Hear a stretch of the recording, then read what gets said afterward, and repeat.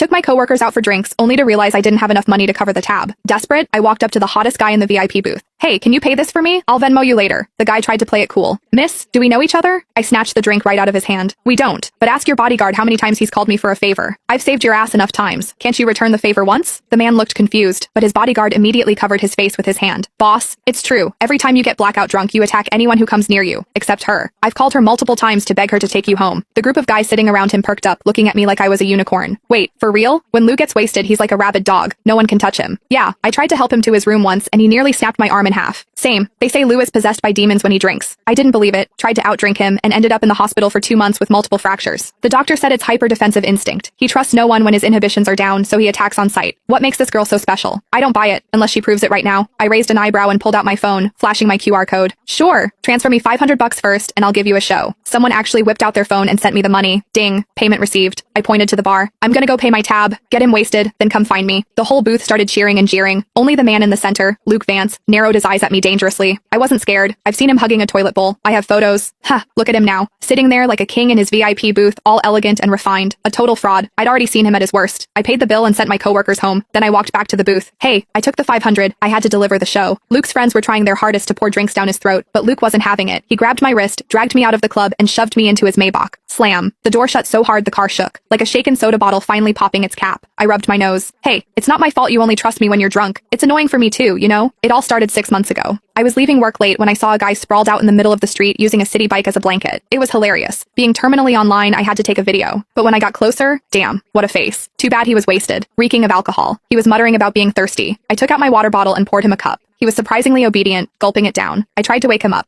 Hey, you can't sleep on the street. Where's your phone? I'll call your friends. He ignored me, snoozing away on the asphalt. I had no choice but to pat him down. Found his legs were incredibly long, like model long. I found his phone, unlocked it with Face ID, easy when they're asleep, and FaceTime D the first contact on his list. I pointed the camera at his face. Hello? This phone's owner is sleeping on the street. If you're his friend, come get him. The guy on the other end didn't even ask for a location. He just screamed, back away from him. 5 feet. Now. I thought he was worried I was going to rob the hot guy. I scoffed. Relax. I'm not interested in drunks. I'm sending you the location. Hurry up. The guy yelled again. Do not ignore me, unless you want to die. Psycho. I hung up. Then I sat on the curb to guard the guy. He decided my thigh was a better pillow than the bike. He slept like a baby under the moonlight. 10 minutes later, the friend arrived and looked at us like he was seeing a ghost. I swore. Look, I didn't touch him inappropriately. As soon as I spoke, the guy shifted. He wrapped his arms around my waist and buried his face in my stomach, treating me like a body pillow. I couldn't pry him off. I pulled his ear. Hey, wake up. Your friend is here. Let go. He didn't budge. I looked at the friend. Help me out here. I can't move his arms. The friend stood 5 feet away, refusing to move. I was pissed. Why are you just standing there? He said. I don't want to die. Me. What? The guy explained he wasn't a friend, but a bodyguard. He pulled his car up, parking exactly 5 feet away. You have to get him into the car. Are you sick? He's your boss, not mine.